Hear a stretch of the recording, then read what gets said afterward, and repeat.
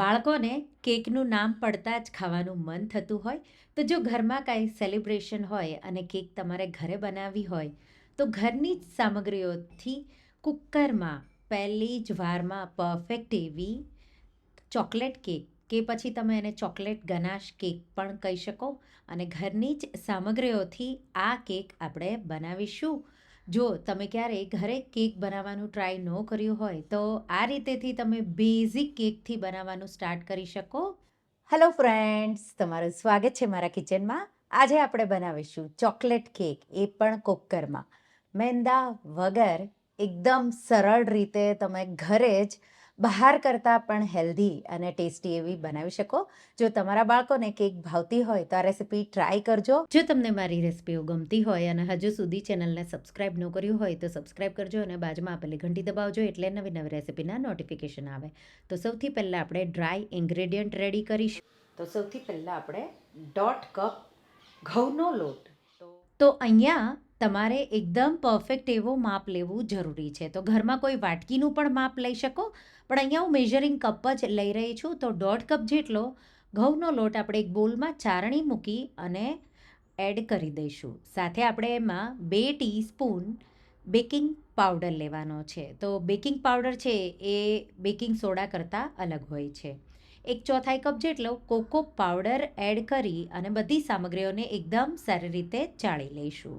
અહીંયા તમારે હંમેશા કેક કે કોઈ પણ બેકિંગ વસ્તુ બનાવો ત્યારે ચાળીને સામગ્રીઓ લેવી જરૂરી છે. તો સ્પોન્જી અને જાળીદાર એવું બનશે. પછી આ રીતે બધા ડ્રાય ઇન્ગ્રેડિયન્ટ્સને મિક્સ કરી દઈશું. તો આ આપણો ડ્રાય ઇન્ગ્રેડિયન્ટનો બોલ રેડી. હવે વેટ ઇન્ગ્રેડિયન્ટ્સ, તો ભીના આપણે સામગ્રીઓ બધી ભેગી કરીશું. 1 કપ અને 1 ટેબલ સ્પૂનથી થોડી ઉપર મેં અહીંયા બ્રાઉન શુગર લીધી છે અને એમાં અડધો કપ એકદમ ઉકળતું ગરમ પાણી. તો એકદમ કેટલમાં ગરમ થઈ ગયું પછી મેં અડધો કપ પાણી ઉમેર્યું. મિક્સ કરીશું અને ખાંડ પીગળી જાય ત્યાં સુધી આ રીતે ચલાવતા રહેવાનું છે. અહીંયા મેં બ્રાઉન શુગર લીધી છે. તમે વ્હાઇટ શુગર કે સાકર કે પછી ગોળ પણ લઈ શકો. ગોળ લ્યો તો થોડો ઓછો લેવાનો. અડધો કપ રૂમ ટેમ્પરેચર પર હોય એવું દૂધ ઉમેરી દઈશું. મિક્સ કરી દઈશું એકદમ સારી રીતે અને આ રીતે બધું મિક્સ થઈ જાય, ખાંડ એકદમ પીગળી જાય પછી તમારે એમાં 6 ટેબલ સ્પૂન જેટલું ઘી ઉમેરવાનું છે. ઘીના જગ્યા પર તમે સનફ્લાવર ઓઇલ કે પછી તમે કોકોનટ ઓઇલ કે ઓલિવ ઓઇલ પણ લઈ શકો. માત્ર તમારે શીંગ તેલ નહીં લેવાનું અને સોયાબીનનું તેલ નહીં લેવાનું, નહીં તો કેકનો ટેસ્ટ સારો નહીં આવે. હેલ્ધી બનાવવા માટે મેં ઘરનું જ ઘી વાપર્યું છે. 1 ટીસ્પૂન જેટલું વેનીલા એસેન્સ એડ કરી અને એકદમ સારી રીતે મિક્સ કરીશું. તો આ આપણા બધા વેટ ઇન્ગ્રેડિયન્ટ રેડી થઈ ગયા. હવે આપણે કેક મોલ્ડ લઈ લઈશું. તો મારા પાસે આ રીતે 9 ઇંચનું કેક મોલ્ડ છે. એને આપણે ઘીથી આ રીતે ગ્રીસ કરી લઈશું. બટર પેપર નીચે આ રીતે રાખી દઈશું. બટર પેપર ન હોય તો નીચે પણ તમારે સારી રીતે એને ઘીથી ગ્રીસ કરીને આ કેક તમે બેક કરી શકો. અને થોડો સૂકો લોટ પણ તમારે છાંટી દેવાનો. કેક મોલ્ડ રેડી થઈ ગયું. હવે કુકર, અહીંયા મારા પાસે એલ્યુમિનિયમનું જૂનું કુકર પડેલું છે, એ જ હું બેકિંગ માટે વાપરું. તો એમાં આપણે સ્ટેન્ડ મૂકી દઈશું અને ઢાંકણમાંથી વિસલ અને રીંગ કાઢી કુકરનું ઢાંકણ બંધ કરી હાઈ ફ્લેમ પર 2 મિનિટ માટે આપણે એને ગરમ કરીશું. ત્યાં સુધીમાં આપણે વેટ અને ડ્રાય ઇન્ગ્રેડિયન્ટ મિક્સ કરીશું. અહીંયા ચોકલેટ ચિપ્સ એડ કરવી ઓપ્શનલ છે, થોડી હોય તો તમે ઉમેરી શકો.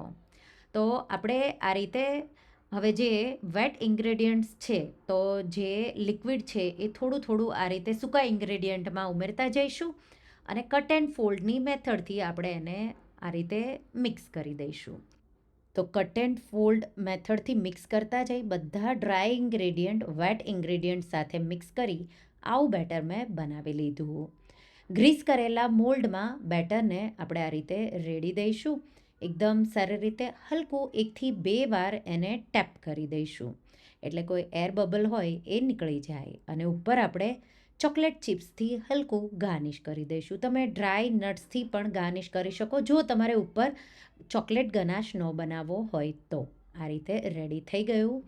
કુકર પ્રીહીટ થઈ ગયું. ગેસની ફ્લેમ એકદમ લો કરી દઈશું અને સ્ટેન્ડ પર આ રીતે કેક મોલ્ડ મૂકી દઈશું અને ઢાંકી આપણે એને સ્લો ફ્લેમ પર 45થી 50 મિનિટ માટે તમારે એને થવા દેવાનું છે. તો સ્લો ફ્લેમ પર હું એને થવા દઈશ. ઓવનમાં પણ તમે બેક કરી શકો. તો તમારે 35 મિનિટ માટે પ્રીહીટેડ ઓવનમાં 180 ડિગ્રી સેલ્સિયસ પર થવા દેવાનું. અહીંયા કુકરમાં મને 50 મિનિટ જેવું લાગ્યું. 50 મિનિટ પછી કુકર ખોલી અને સ્લો ફ્લેમ પર મેં એને થવા દીધું તો એકદમ પરફેક્ટ એવી કેક રેડી થઈ ગઈ. મોલ્ડને બહાર કાઢી હલકું ઠંડુ થવા દઈશું. તો 3-4 મિનિટમાં એ ઠંડુ થાય ત્યાં સુધીમાં આપણે ચોકલેટ ગનાશ ઘરે જ બનાવી લઈશું. અહીંયા મેં અમૂલની જે ડાર્ક ચોકલેટ આવે એ લીધી છે. તમે કોઈ પણ ચોકલેટ કમ્પાઉન્ડ આવે એ પણ લઈ શકો. તો અહીંયા આપણે અડધી ચોકલેટ લગભગ 75 ગ્રામ જેટલી ચોકલેટ આ રીતે ચોપ કરીશું. બીજી તમે સ્ટોર કરી શકો. હવે ચોકલેટ ગણેશ બનાવવા માટે મેં અહીંયા બોઇલરમાં પાણી ગરમ મૂક્યું. એના પર કાચનો બોલ એકદમ ડ્રાય હોય એવો અને આ રીતે બબલ આવે પછી જ તમારે કાચનો બોલ મૂકી અને એમાં ચોપ કરેલી ચોકલેટ નાખવાની અને પછી તમારે એને જ્યાં સુધી ચોકલેટ મેલ્ટ થાય ત્યાં સુધી થવા દેવાનું.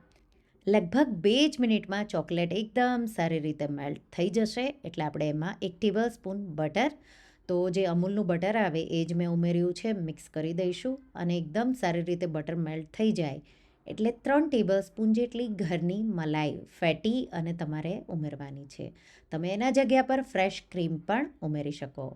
આ રીતે મલાઈ ઉમેરી અને પછી તમારે મિક્સ કરી દેવાનું છે સારી રીતે. એકસરખું બધું મિક્સ થઈ જાય અને કમ્બાઈન એક સરખું તમને લાગે એક રસ જેવું થઈ જાય એટલે ગેસની આંચ બંધ કરી અને ચોકલેટ ગનાશ આપણો તૈયાર છે.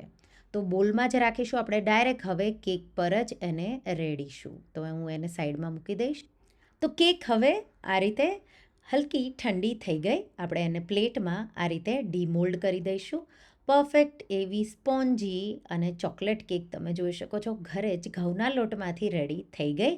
તમે એને ચોકલેટ ગનાશ વગર પણ અહીંયા કસ્ટર્ડ સાથે પણ ખાઈ શકો. હવે ચોકલેટ પર જે આપણે ગણાશ બનાવ્યો છે એ આપણે આ રીતે પોર કરી દઈશું. બધો જ રેડી દેવાનો છે અને ચમચીના મદદથી જ આપણે એને આ રીતે સ્પ્રેડ કરી દઈશું. તમારે જો લિક્વિડી વધારે જોવે તો હલકો થોડોક ગરમ કરવાનો અને પછી તમે કેકમાં સાઈડમાં ડ્રીપની જેમ પણ એને ગાર્નિશ કરી શકો. તો આ રીતે અને ઉપરથી આપણે ચોકલેટ ચિપ્સથી ગાર્નિશ કરી દઈશું. અહીંયા તમે ગળપણ થોડું બેલેન્સ કરી શકો તમારે જો થોડું ઓછું જોવે તો. અને આ રીતે ગાર્નિશ કરી અને તમારી કેક છે એ રેડી છે. રેફ્રિજરેટરમાં તમે 2 દિવસ સુધી સ્ટોર કરી શકો અને હલકી એને ઠંડી કરવાની પછી તમે એને તરત જ સર્વ કરી શકો. તો તમે જો બહારથી ચોકલેટ કેક લાવતા હોય તો આ રીતે તમે ઘરે એકવાર ટ્રાય કરજો. સસ્તી, સરળ એવી અને ટેસ્ટી પણ એવી તમારી કેક પહેલી જ વારમાં કુકરમાં કે અવન સાથે પણ તમે આ કેક બનાવી શકો. જો ઘરે ક્યારેય તમે આ કેક ટ્રાય ન કરી હોય તો એકવાર તમે ટ્રાય કરજો. બાળકો તમને ઘરે જ વારંવાર આ કેક બનાવડાવશે અને તમે પણ સરળ હોવાથી વારંવાર બનાવશો. તો તમને આ ચોકલેટ કેકની રેસિપી કેવી લાગી એ પણ મેંદા વગર મને કમેન્ટમાં જરૂરથી જણાવજો.